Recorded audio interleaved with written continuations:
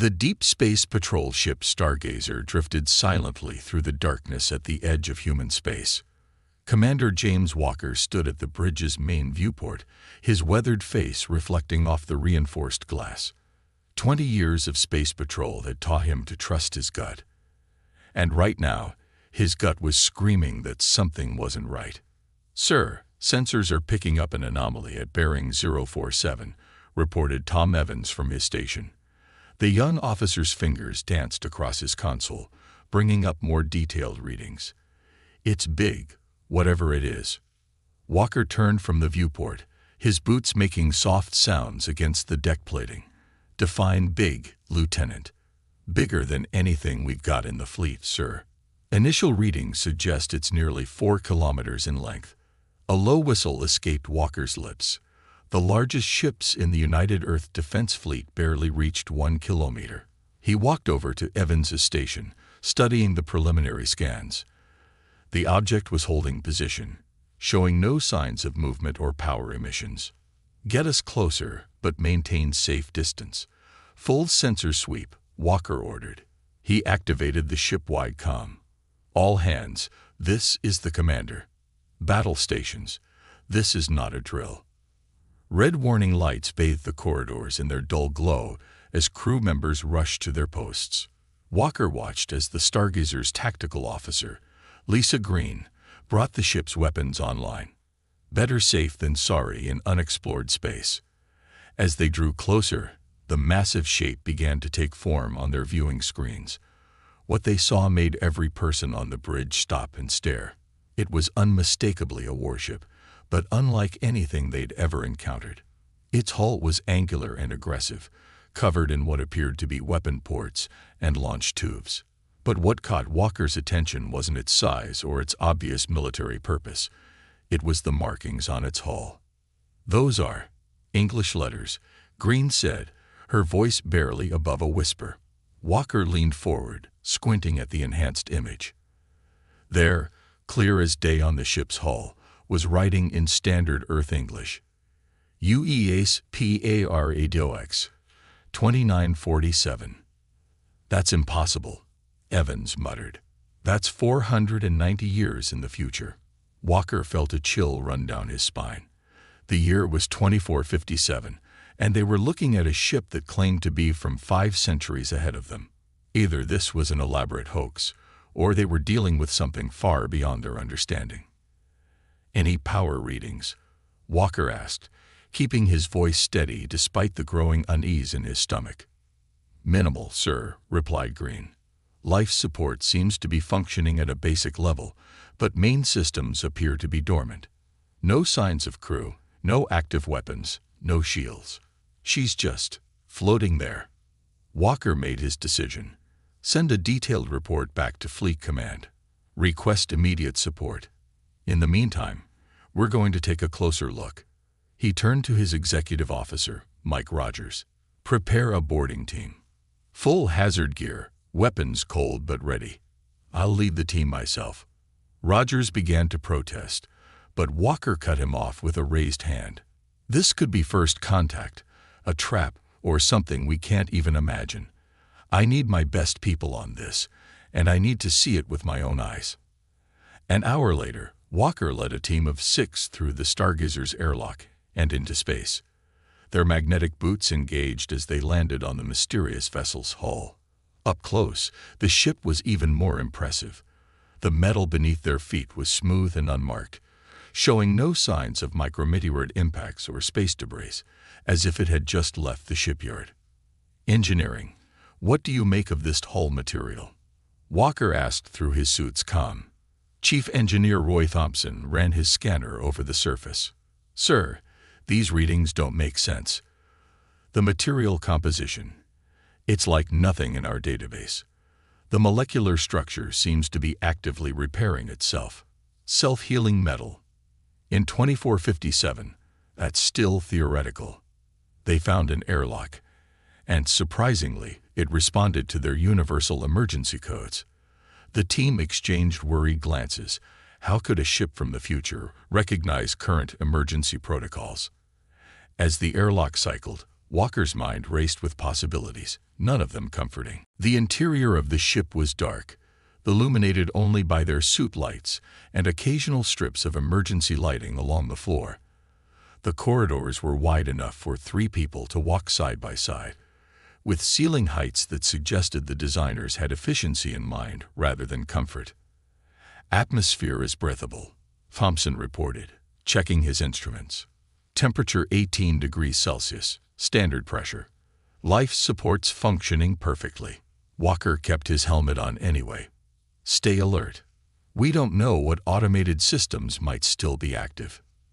They made their way through the ship, following the emergency lighting that seemed to activate just ahead of them, as if the ship was guiding them somewhere. The architecture was clearly human in design, but everything felt advanced, streamlined, evolved. "Commander," called out Security Officer Jack Miller, "you need to see this." They had reached what appeared to be a command center. As they entered, lights flickered on, and holographic displays sprang to life around them. The technology was leagues beyond anything they had, but the layout was intuitive enough that Walker could recognize it as a bridge. "Can anyone read these displays?"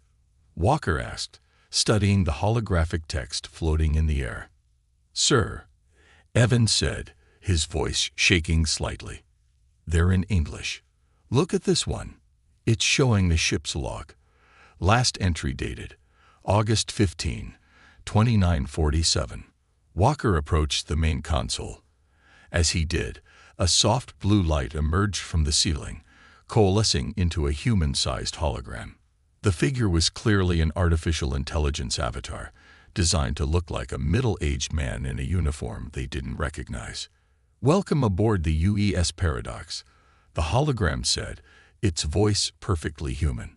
"I've been waiting for you, Commander Walker." The team raised their weapons instinctively, but Walker held up his hand. "At ease," he ordered, though his own heart was racing. "How do you know my name?" The hologram smiled, but there was sadness in its expression.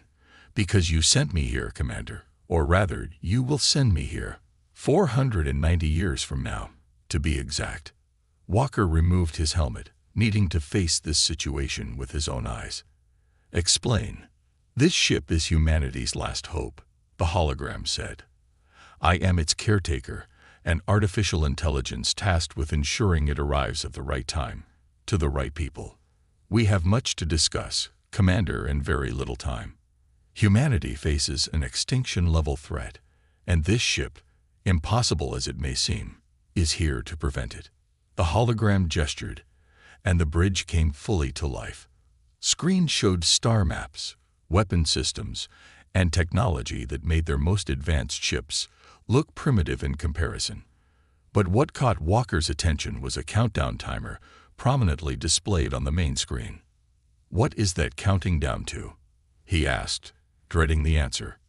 "First contact," the hologram replied grimly, "with an enemy that will nearly destroy humanity, unless we change things here and now." Walker looked at his team, then back at the hologram. Everything they knew about physics, about time, about what was and wasn't possible, had just been thrown out the window. But one thing was clear: they had found something that would change humanity's future forever. "Tell me everything," Walker said, and the hologram nodded, beginning a story that would reshape human history. The hologram's blue light cast strange shadows across the bridge as Commander Walker and his team listened to its explanation. They had been aboard the Paradox for 3 hours now, and each new revelation made Walker's head spin more than the last. "The ship's main computer contains detailed records of our wars with the Swarm," the hologram explained, bringing up terrifying images of massive dark shapes moving between stars. "They're a collective intelligence that spreads through space like a virus, consuming everything in their path." Thompson raised his hand to touch one of the floating images, his fingers passing through the holographic display. "These energy readings are off the scale. Each of these things is the size of a small moon." "Correct," the hologram confirmed. "The Swarm builds their ships by consuming entire planets. In our timeline, humanity wasn't prepared. First contact occurred when they woke from their dormant state in the Carina Nebula. Earth had no warning. Walker paced the bridge, his boots making no sound on the strange metal floor. The ship seemed to absorb all unnecessary noise, making their voices sound oddly isolated. "You mentioned this ship has technology that breaks the laws of physics. Show me." The hologram nodded, and the bridge lights dimmed. New displays appeared, showing schematics of the ship's systems. The Paradox isn't just a warship. It's a testbed for humanity's most advanced technologies. The hull is made of adaptive nanomaterial that can repair itself and change properties based on threats. Our weapons use principles of quantum mechanics that won't be discovered for another 3 centuries. Lisa Green studied the weapon schematics with professional interest. These aren't just guns, are they? They're reality disruption weapons. In simple terms, yes, the hologram agreed. The swarmed ships are virtually indestructible by conventional means, so we learned to bend space itself to destroy them. But the ship's most important feature is its temporal displacement drive. The hologram brought up a new schematic, showing an engine design that made Walker's eyes hurt to look at. Parts of it seemed to exist in multiple places at once, and some components appeared to be moving backward through time. "That's impossible," Thompson whispered, but his voice lacked conviction. After all, they were standing on an impossible ship. "The temporal drive is what brought us here," the hologram continued. "But using it took most of our power reserves. The ship is currently operating on backup systems, while the main reactor slowly recharges. That's why we needed you to find us at exactly this moment. We have 3 months until the Swarm's scout ship launches. 3 months to prepare humanity for what's coming." Walker turned to Evans. "Get a secure channel to Fleet Command. They need to see this." But before Evans could move, warning lights flashed across the bridge. The hologram's expression changed to one of concern. "We have company. 3 ships just dropped out of FTL travel nearby. Their signatures match known pirate vessels in your time period." Walker's training kicked in. "My ship is out there alone. We need tow." "Commander," the hologram interrupted. "This might be an opportunity. The Paradox's defensive systems are still operational. Perhaps a demonstration would help convince your superiors about the validity of our claims." The bridge's main viewport cleared, showing the space around them. 3 rusty-looking ships were approaching the Stargazer, which looked tiny next to the massive Paradox. Walker could see his crew positioning for a fight, but they were outgunned 3-1. "What are you suggesting?" Walker asked the hologram. "The Paradox has non-lethal options. We can disable the pirates without destroying their ships. It would demonstrate our capabilities while saving your crew." Walker nodded. "Do it." The hologram smiled, and the bridge came fully alive for the first time. Lights blazed, systems hummed to life, and Walker felt a subtle vibration through the deck. On the viewport, he watched as invisible waves of energy pulsed out from the Paradox. When they touched the pirate ships, all 3 vessels suddenly went dark, drifting helplessly in space.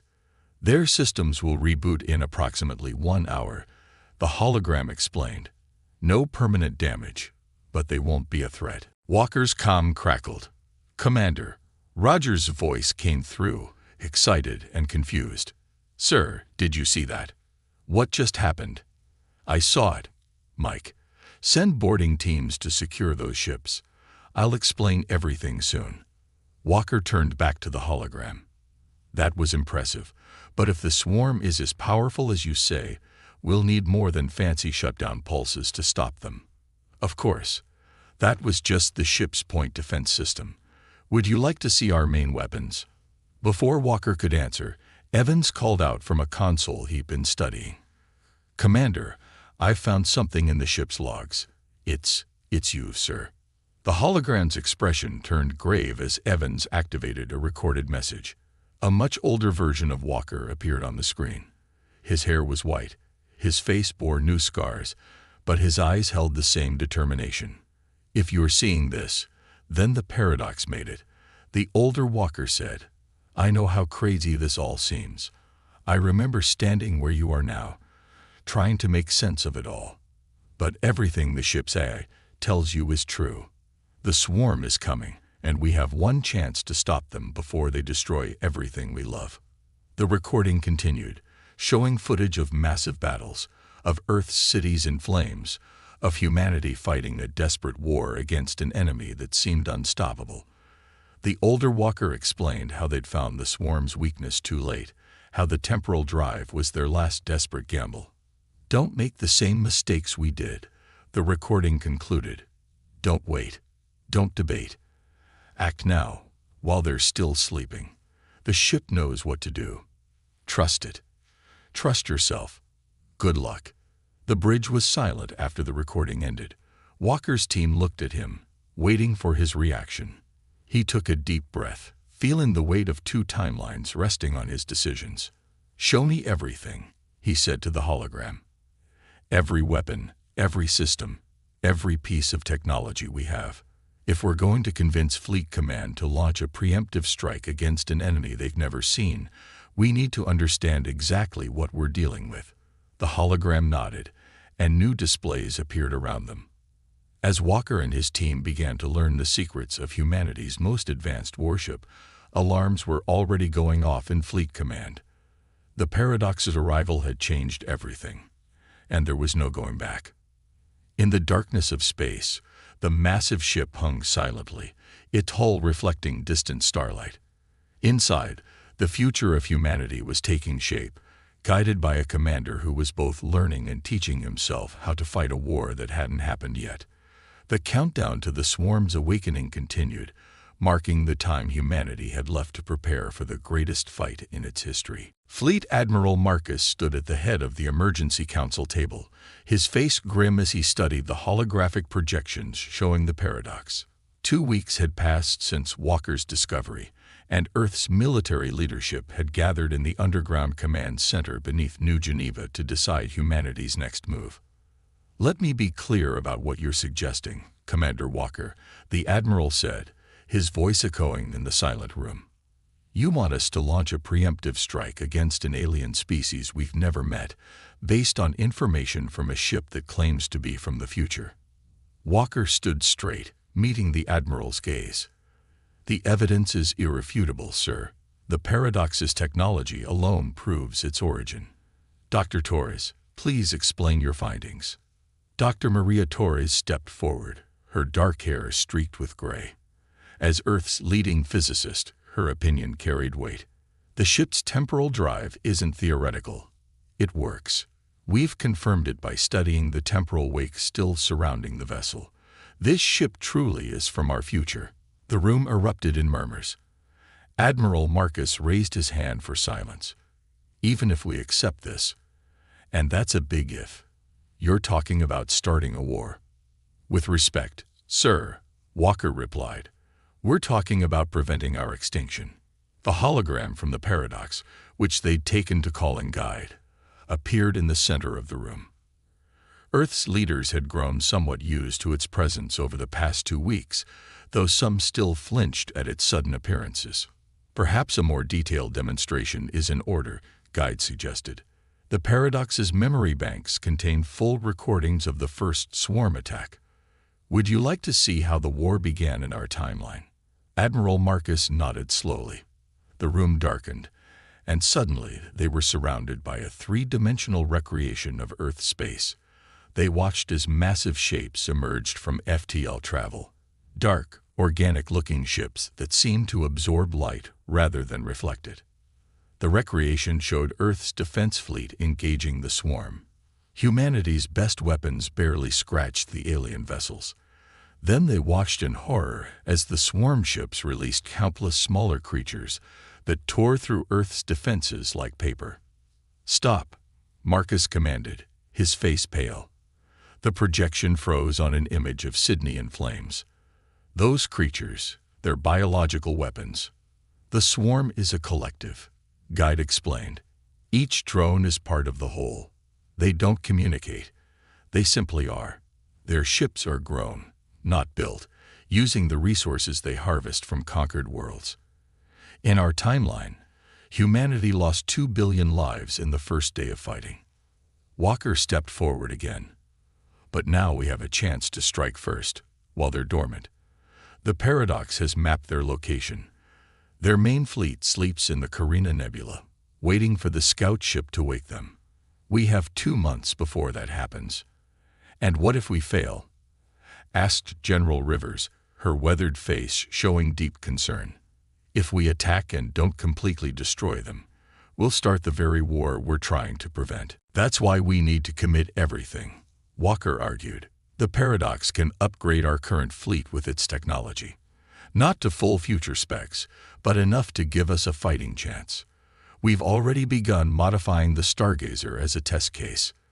The hologram brought up new images, showing the Stargazer's transformation.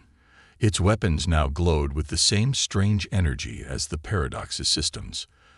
The ship's hull had been enhanced with the same self-repairing metal.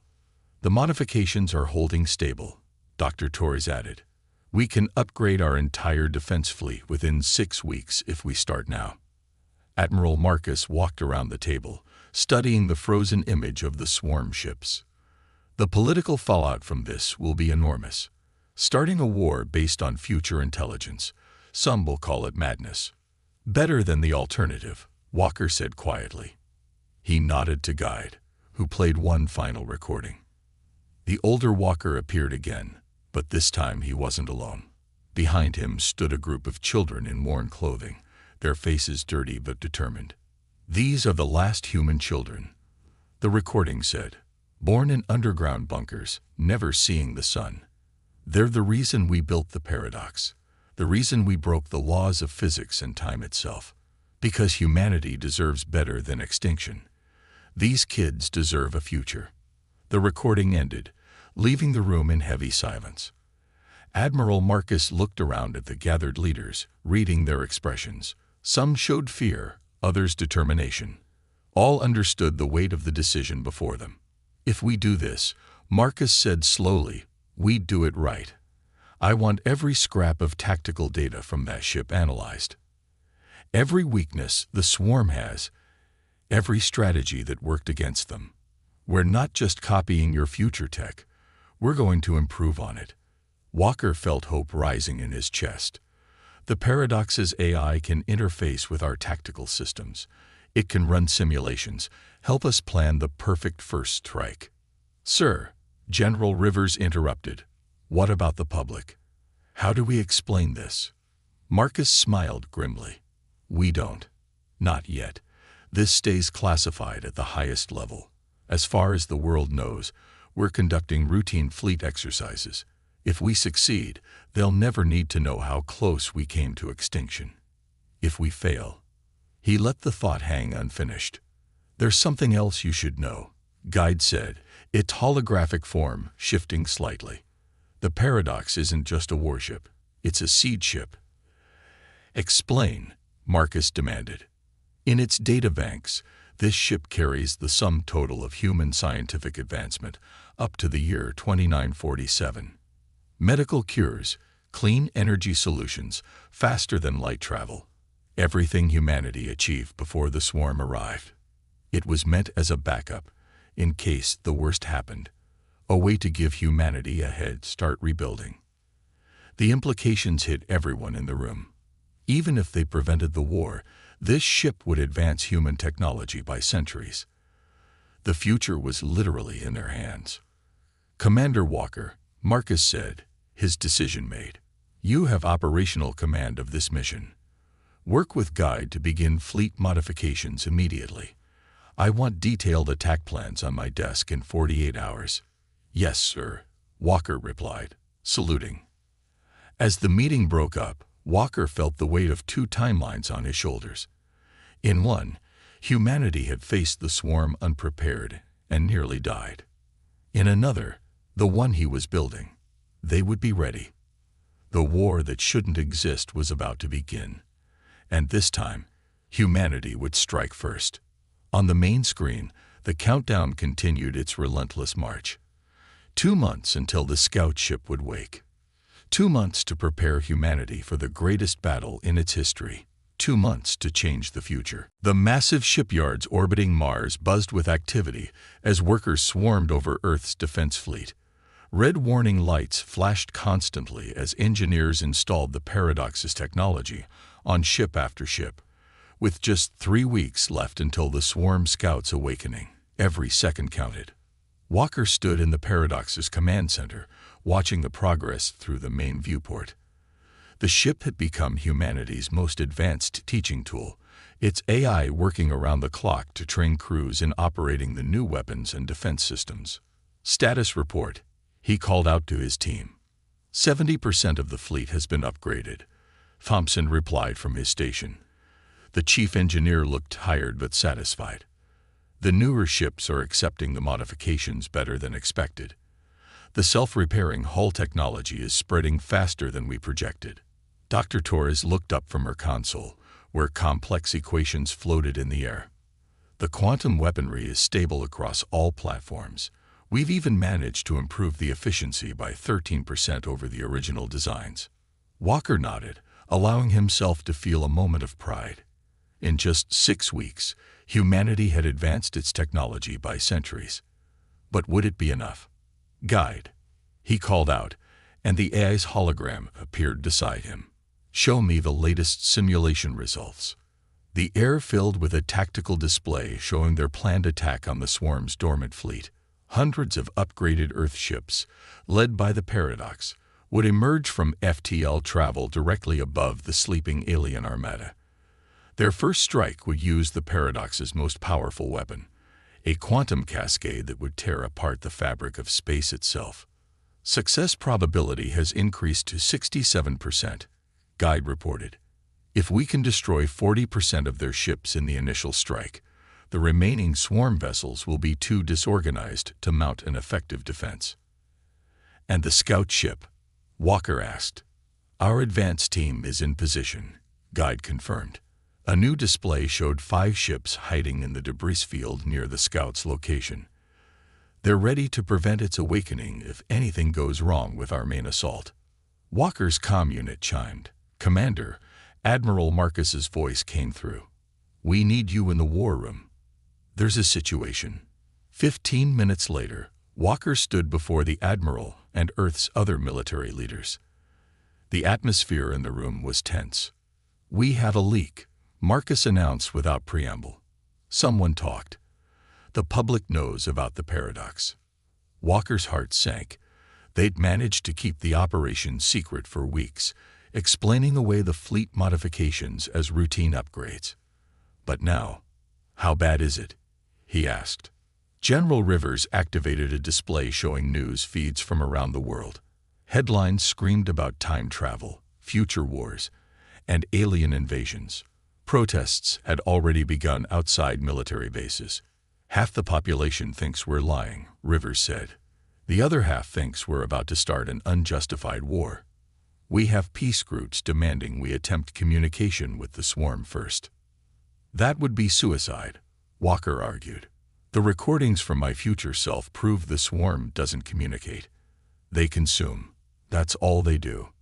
We know that, Marcus said heavily. But the public doesn't have access to those records. All they see is us preparing for a massive attack on an unknown species that hasn't done anything to us yet. Then show them, a new voice said. Everyone turned to see Guide's hologram appearing in the center of the room. Show them everything. Walker understood immediately. The full recordings. Not just the tactical data, but the human cost. The refugee camps. The last cities. The children. Marcus shook his head. The panic will be nothing compared to what happens if we don't act. Walker interrupted. Guide, can you broadcast to every screen on Earth? Yes, the AI replied. The Paradox's quantum communications can override any receiving device. We can reach everyone simultaneously. Marcus stood silent for a long moment, weighing the options. Finally, he nodded. Do it. Show them why we have no choice. What followed was 2 hours of unfiltered truth. On every screen on Earth, every phone, television, and computer, people watched the future that had been. They saw the swarm's arrival, the destruction of cities, the death of billions. They saw humanity's desperate last stand, the years of fighting, the final plan to send the paradox back in time. But most importantly, they saw the hope. The upgraded fleet, the new weapons, the chance to prevent it all from happening. When the broadcast ended, the protests outside military bases had transformed into recruitment lines. Public opinion has shifted. Rivers reported, reading the incoming data, 93% support for military action. We're getting volunteers from every nation on Earth. Walker turned to Marcus. Sir, we need to accelerate the timeline. Now that our preparations are public, we have to assume the swarm might have some way of detecting our activities. We can't risk them waking early. Agreed, Marcus said. How soon can the fleet be ready? Walker consulted with guides silently through his neural link. Another piece of future tech they'd adapted. 4 days to complete the essential upgrades. We'll have to finish the rest en route. Make it 3, Marcus ordered. I want every ship ready for FTL jump by then. We hit them hard, we hit them fast, and we don't stop until the threat is eliminated. As the meeting broke up, Walker felt a strange sense of déjà vu. How many times had his future self stood in similar rooms, making similar plans? But this time was different. This time, they weren't fighting for survival. They were fighting to prevent the war entirely. Back aboard the Paradox, Walker walked the now familiar corridors to the ship's heart, a massive chamber housing the temporal drive. The device pulsed with impossible energy, parts of it existing in multiple times at once. This was humanity's greatest achievement, born from their darkest hour. 3 days, he said to Guide's hologram, which had followed him. Can we do it? We already did, Guide replied with a slight smile. In another timeline, one that will now never exist. But the question isn't whether we can do it, it's what will become afterward. This ship carries more than weapons, Commander. It carries a future where humanity reaches for the stars not in fear, but in hope. Walker placed his hand on the temporal drive's housing, feeling the subtle vibrations of power flowing through it. Then let's make sure we live to see that future. Above Mars, the upgraded fleet assembled in formation. Ship after ship took position, their new weapons glowing with quantum energy, their hulls rippling with self-repairing nanomaterials. At their center, the Paradox hung like a sword of Damocles, an impossible ship preparing to prevent an impossible war. The countdown to humanity's first preemptive strike continued its relentless march. 3 days until they would change the future. 3 days until they would wake the sleeping giants. 3 days until they would learn if one temporal paradox could prevent the extinction of the human race. The vast emptiness of the Carina Nebula lit up with the sudden arrival of humanity's fleet. Nearly 300 ships dropped out of FTL travel simultaneously, their upgraded hulls gleaming with quantum energy. At their center, the paradox emerged like an avenging angel, its massive form dwarfing even the largest Earth vessels. Walker stood on the paradox's bridge, his hands gripping the tactical console as he surveyed the scene before them. In the nebula's swirling gases, dark shapes floated motionless. The dormant swarm fleet, each bioship was the size of a small moon, their black surfaces absorbing both light and sensor scans. All ships report ready, Evans announced from his station. Quantum weapons charge. Shield harmonics synchronized. Scout ship status. Walker asked, his voice steady despite the tension. Strike team confirms the scout remains dormant, Guide's hologram reported. They're in position to prevent its awakening. Walker took a deep breath. Everything they'd prepared for came down to this moment. He opened a channel to the fleet. All ships, this is Commander Walker. You know why we're here. In another timeline, these creatures destroyed our world. Today, we make sure that future never happens. Stand ready. He nodded to Guide. The AI's hologram expanded, interfacing directly with the Paradox's systems. The massive ship's quantum core began to pulse with increasing power. Primary weapon charging, Guide announced. Quantum cascade will reach critical mass in 30 seconds. On the tactical display, Walker watched as the fleet moved into attack formation. They'd drilled this hundreds of times in simulations. The Paradox would fire first, its quantum cascade creating a space-time rupture that would tear apart a portion of the swarm fleet. Then, while the survivors were still recovering, the Earth ships would strike from multiple vectors with their upgraded weapons. 20 seconds, Guide counted down. Suddenly, alarms blared across the bridge. Movement, Evans shouted. The swarm, they're waking up. Walker's blood ran cold as he watched the massive alien ships beginning to stir. Their black surfaces rippled like liquid metal as dormant systems came online. How? Walker demanded. The scout ship is still sleeping. Unknown, Guide replied, its hologram flickering with rapid calculations. Possibility. They detected our quantum energy signatures. The future tech may have triggered a defense mechanism. Time to full cascade, Walker asked urgently. 15 seconds, but the swarm ships will be combat ready in 10. Walker made his decision instantly. All ships, break formation. Initiate attack pattern Delta. Don't let them coordinate. The Earth fleet scattered just as the first swarm ship opened fire. A beam of dark energy sliced through space where their formation had been seconds before. More swarm vessels were awakening, their organic forms writhing as they prepared for battle. Cascade in 5 seconds, Guide announced. Walker watched as the nearest swarm ships began launching smaller forms, the dreaded drones that had devastated Earth in the original timeline.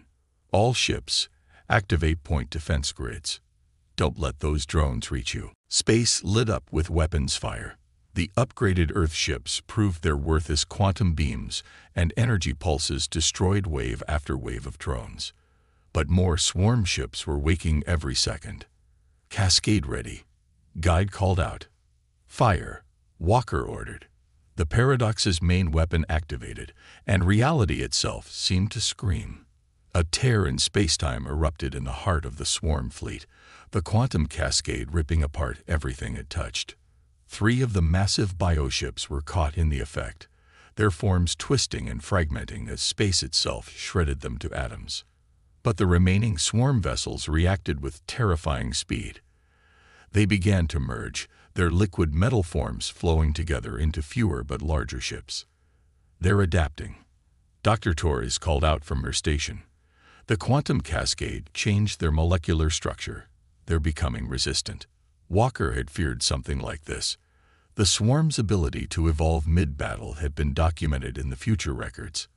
But they'd prepared for this too. Guide, initiate Protocol Omega. The AI's hologram smiled grimly. Protocol Omega activated. All ships, synchronize quantum frequencies to the following pattern. As the command went out, every Earth ship's weapons changed tone. The quantum energy they emitted shifted to match the Paradox's unique temporal signature. When they fired again, their beams carried fragments of future time itself. The effect was devastating. Where the combined swarm ships had been shrugging off normal quantum attacks, these temporal-infused beams cut through them like fire through ice. Their adaptive abilities couldn't cope with weapons that existed partially outside of normal time.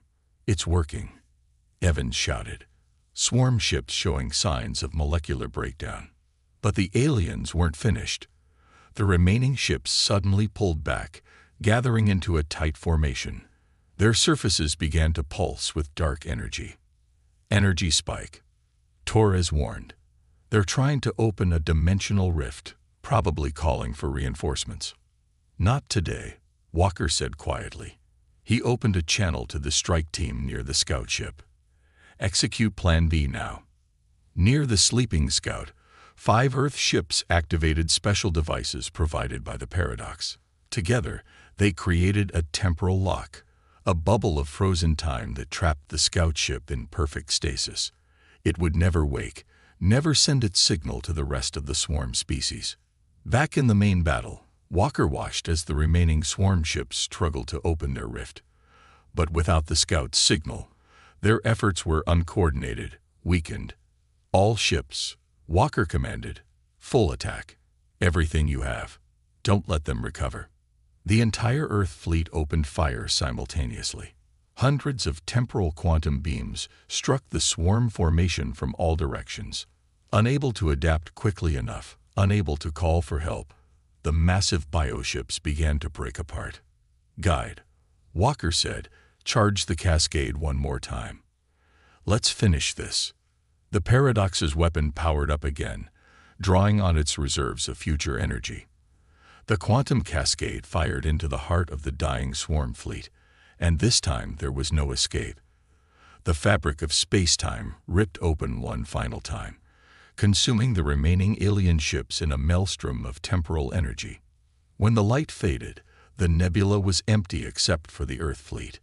Debris from the swarm ships dissolved into nothingness, their impossible biology unable to survive without the collective consciousness controlling it.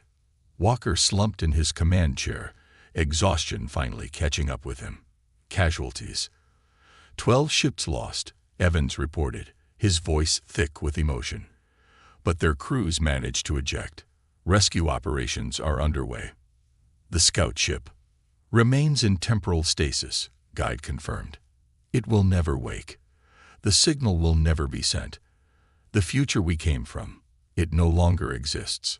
Walker looked around the bridge of the impossible warship that had changed humanity's destiny. "So what happens now?" "To the Paradox, to you." Guide's hologram smiled. "The timeline has changed. The future where we were created no longer exists, but we do exist, here and now. The Paradox carries centuries of human advancement, medical cures, clean energy, faster than light travel. Everything humanity achieved before the swarm arrived. We can give your people a better future than the one we came from." "A future without the swarm," Walker said, finally allowing himself to smile. "A future where those children get to see the sun." Above them, the nebula's gases swirled peacefully, showing no sign of the battle that had just prevented a war that would never happen. The Paradox hung among the Earth fleet, a warship that shouldn't exist, but did, and in existing, had changed everything. Humanity had faced its greatest test and emerged victorious. And now, with the knowledge and technology of centuries at their disposal, they could reach for the stars not in desperation, but in hope. The future was theirs to write.